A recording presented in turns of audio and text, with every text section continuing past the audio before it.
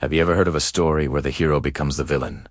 A trusted ally turns into the most feared enemy. Today, we're diving deep into the tumultuous 4th century Roman Empire, a time of chaos, migration, and betrayal. We'll uncover the story of a Gothic king whose name is often lost to the grand sagas of Alaric, but whose actions sent shockwaves through the empire. This is the story of Arnulf, king of the Goths, and his epic betrayal of Rome. Our story begins in the late 300s. The Roman Empire, once an unstoppable force, was showing cracks. It was split into two halves, the West and the East, each with its own emperor. Barbarian tribes, pushed by forces like the Huns from the East, were pressing against the Roman frontiers. Among the most prominent of these groups were the Goths. Now, the Goths weren't just a single, unified people. They were a confederation of tribes, and their relationship with Rome was ... complicated. Sometimes they were fearsome enemies, raiding Roman territory. Other times, they were valuable allies, serving as foederati, that is, barbarian soldiers fighting for Rome in exchange for land and subsidies.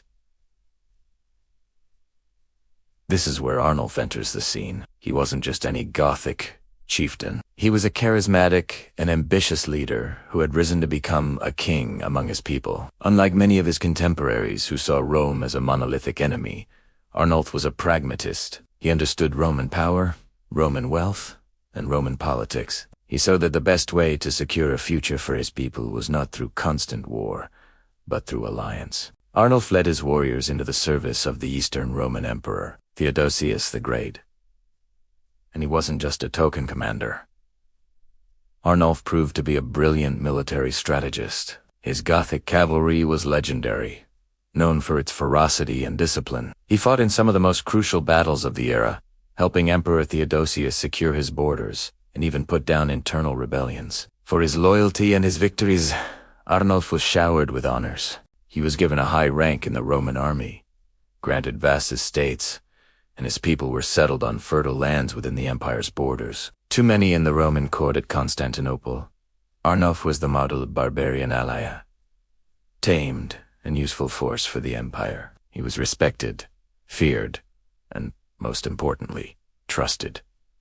But this trust was built on shaky ground. While Arnulf enjoyed the favor of the emperor, there was a deep-seated prejudice against barbarians within the Roman aristocracy. Many senators and officials saw Arnulf and his Goths not as allies, but as a necessary evil, a temporary solution to a bigger problem. They whispered behind his back, mocked his barbaric customs, and resented the power he wielded. Arnulf was acutely aware of this. He saw the disdain in their eyes and heard the venom in their whispers. He knew that his position and the safety of his people depended entirely on the goodwill of one man, the emperor.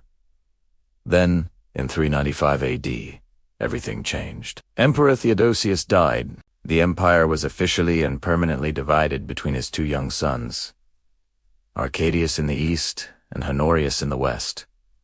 With Theodosius gone, Arnulf lost his most powerful protector. The court officials who had always disliked him now saw their chance. They began to sideline him, cutting his subsidies and questioning his authority. They treated his people with increasing contempt, and old agreements about land and provisions were ignored.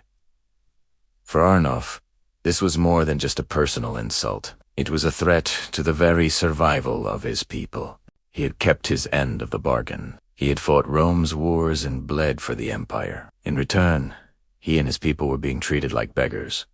Their loyalty cast aside the moment their patron was gone. The promises that had guaranteed their security were turning to dust. The simmering resentment that had been building for years finally boiled over. Arnulf, the loyal Roman general, felt he had no choice. He had to remind the Romans, in the most dramatic way possible, of the power they had so carelessly disrespected. The betrayal was swift and devastating. Arnulf renounced his allegiance to the Eastern Roman Empire. He gathered his Gothic warriors, men who were not just soldiers, but a people who now looked to him for their very existence. They were no longer foederati of Rome.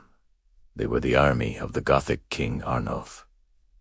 And their first target was the very provinces they had once been paid to protect. They swept through the Balkans, through Thrace, and Macedonia. These were rich Roman lands, largely undefended because the bulk of the army was stationed on the frontiers. Who would have expected an attack from within? Cities that had known peace for generations were suddenly faced with the fury of Arnulf's army. The Goths were not just raiding, they were making a statement.